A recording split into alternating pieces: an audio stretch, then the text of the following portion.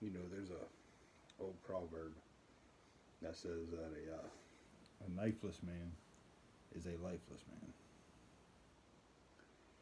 uh, there there's a lot of truth to that. I mean, even in modern day, life and society and everything. We have kitchen knives, we have utility knives, we have All different types of knives, that dates way back.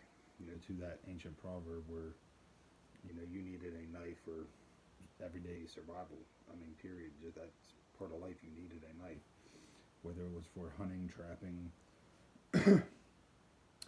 Food preparations, whatever it was, that you needed a knife. Um, I believe some of us fell away from that, which brings me to a another old proverb which says, "If a man does not carry a knife on him, do not loan him yours because he doesn't understand the worth of a knife." That also holds a lot of truth. I've let people borrow my knives before. I've had the tips broke off of them. I've had them flattened out from where there was cutting wire with them and all kinds of stuff that a knife just wasn't meant to do. You know, Especially nowadays, we got wire cutters, we got multi tools. If you tell me that you need something to cut wire, to hand you a multi tool. No one has to borrow my knife to cut thick gauge electrical wire. You're ruining my shit. I'm just saying. a lot of people won't tell you what they need it for. And A lot of people out there, there's nice people like like me, hey, let me borrow your knife. Because I didn't listen to old proverbs. I know Amishes. I like to give people the benefit of the doubt. and most of the time it don't work out in my favor. But yeah, I want to talk a bit about one of the oldest tools known to mankind. Whether it was steel, this is a high carbon steel, This is my Tops Tom Brown tracker. a very high quality knife. Very good knife.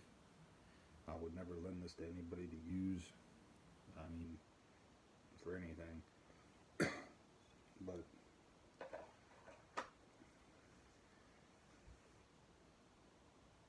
point being, I think more people should get back to carrying knives. Even in my teens, my younger years. everybody carried pocket knives. When I was in middle school, high school, all of us carried pocket knives. You know, just something, I say, little like this. One of my brothers gave me this knife, and it's normally always in my pocket. Either this or My Cricut pocket knife that has the bearings. It's a swing open. It's a folder knife, but it swings open instead of a spring. It has a bearing system, which is really sweet. But point being is, I normally have Quite a few different knives on me. There'd be boot knife, sheath knife, pocket knife, and a little insert belt knives I keep in in the small of my back. It's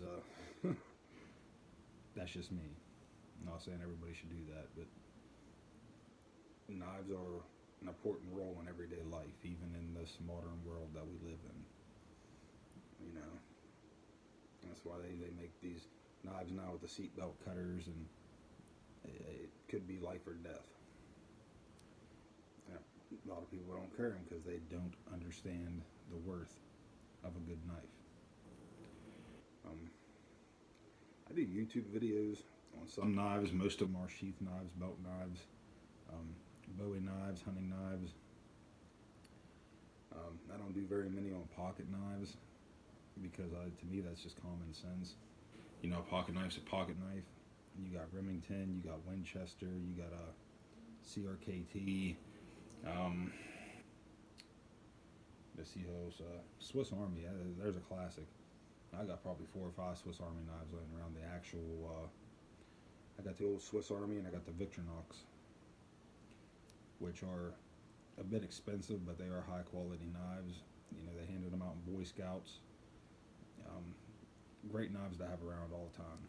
I mean, they don't have glass breakers or nothing on them, but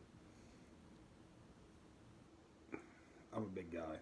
Technically, the way I look at it is anything that has a little tiny point on it, because the Victorinox does have a little metal point at the bottom that has a keychain on it. I can smash a window hard enough with that to break out a window if I had to. That's not a problem. But yeah, this video is getting a lot longer than what I intended it to be. The point being is, I think everybody, and I mean this literally everybody, should look more into at least having a pocket knife. You know, it used to be old time tradition that, you know, father passed down to son the pocket knife or a belt knife or hunting knife. And not many dads take their kids hunting anymore. It's a dying thing. I do with my son. I gave my son his first knife when I think he was about 6. I gave him his first knife, and also, you know, teach him how to use it. Try to teach him to be responsible, which is today's generations ain't as responsive with it as, say, my generation, or maybe generations before me. I grew up in, you know, a place in the mountains where time was forgotten. So, you know, I grew up in a little bit older lifestyle than a lot of people my age. But I still believe that it's very viable for today's life. Like, knives are important tools. They're valuable tools. They can be life-saving tools. So, I definitely look into, like I said, at least getting a pocket knife, something that's reliable, not one of those cheap dollar store pocket knives that, you know, first time you go to use a screwdriver on one of the ones that look like a Swiss Army knife and the sides pop off because they're not made very good. And if you're gonna buy a knife, like in bushcraft and survival, they say your knife should be your most expensive piece of gear, which is very true, because if your life's gonna rely on something, you want it to be worth it. And hence I have almost a $300, you know, knife sitting on my side that I carry just about everywhere I go. And if it ain't this one, it's my Morehouse Firestorm, which is also a very expensive knife. All my knives are very expensive, and most of them's custom made. This is one of the first knives I have that is actually, you know, mass produced. I'll put it that way. Most of my knives are custom made, hand forged, and they cost a little bit more, but they're very high quality, and they'll last well beyond my lifetime. Go to my son and maybe his kids if, you know, he takes good care of himself. Yeah, this video is getting way too long. Anyhow, think about it, look it over. You know, it might not be for everybody, but I mean, if you sit back and just reflect on it and think about it, it's our oldest tool, practically. Whether it was made out of stone or whatever, you know, knives are very important to everyday life. And I think more people should learn how to use them, how to respect them, how to take care of them, and pass that knowledge on and keep it going, so it ain't one of those things that die out.